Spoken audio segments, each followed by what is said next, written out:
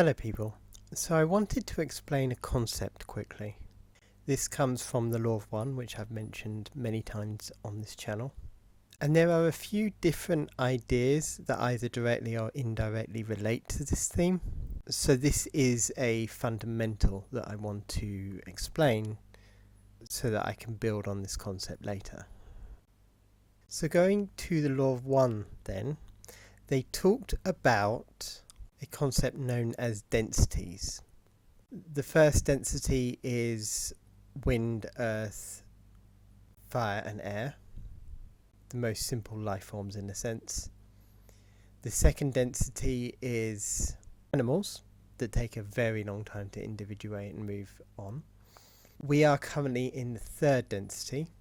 We are in the third density. We are not all from the third density, but that will come later. And this is where you have a choice of whether you want to be good or evil in a sense. The next one up, as will come up on the screen, is the green ray, as it's called, which is fourth density. And fourth density is love.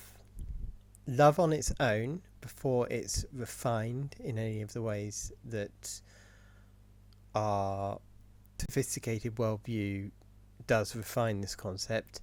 Love as an all-giving thing. So a good example of love would have been Jesus, who loved people to the extent of martyrdom. This is what we would also call codependence, but it's also this just unbelievably giving love that has loads of energy. Now love has energy, and it has energy in order to care. And this is the energy of the fourth density. So that's the immediate one above us. Then it gets to the fifth density, which is the blue ray. This is wisdom. But now the problem with wisdom is that there's a lot of things that love sees as correct that wisdom doesn't see as correct. So wisdom is far more self-focused. It's far more refined. Things like boundaries and such like that, that's all an example of wisdom. Physics, science, chakras, all of this stuff is wisdom.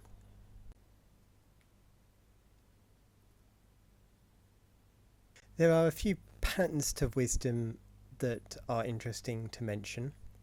One is that entities of the density of wisdom have a lot of desire to look at wisdom type things. They don't need to be told to read a book, they read the book, so to speak. But they also have a lot of freedom. In their density they can choose when to move on to the next density. It doesn't come on a cyclical basis. They spend a lot of time alone, and they're not really that connected with each other, with others in general, because in this space the wisdom itself is the God, not the connection that will come through love, as an example. Then after that we have the sixth density, and that is on the positive side. We're talking about the positive at the moment. On the positive side, it's where these two have to be connected with each other. So it's where love and wisdom have to be balanced with each other. In this space, as I understand it, the expression of wisdom is no longer wisdom, it's called power. And that's because what power is to know something so completely that it becomes powerful. If you really know something right through your whole body, then that is power. Whereas wisdom, going a step back, tends to be a grand overview of a lot of things. And so if you have a small amount of wisdom in a sense, but a deeper wisdom in the sixth density, you have power, then you are balancing it with another side of love, and it works the other way around as well. So people with love as their beginning of their balancing process will also be measuring that against power. And I'll stop here quickly just to say that according to the Law of One, a lot of wanderers, so a lot of entities that came from other planets to help the planet Earth are from the sixth entity.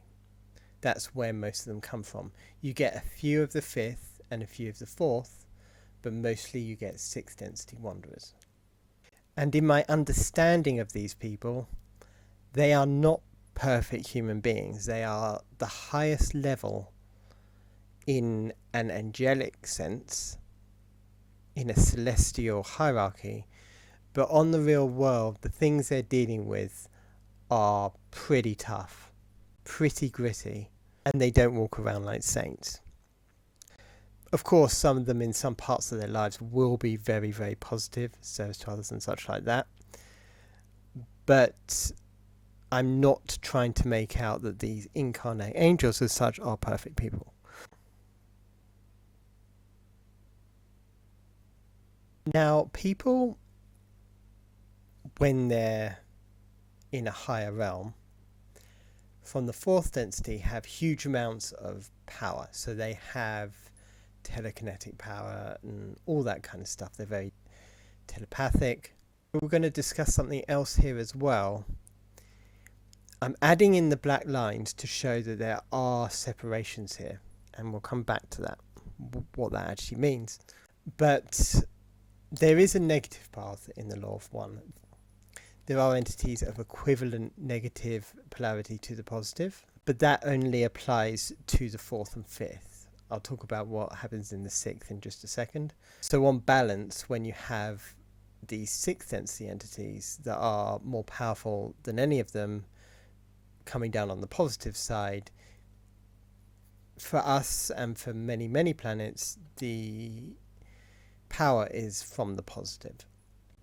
Anyway, we have the negative side of love then. So these are where entities of the positive fourth density are loving and always loving other people. Entities of the negative fourth density are the opposite. They are pure malevolence. And now we don't really know anything about what these entities are actually like, but there is a good possibility that real entities of this level are interacting with our society in certain ways, and that's in the physical. In the conspiracy land, there is some hypothesizing that these entities are of a reptilian nature. But since many, many individuals in the conspiracy area aren't very reliable, that can't be stated. That's just a hypothesis.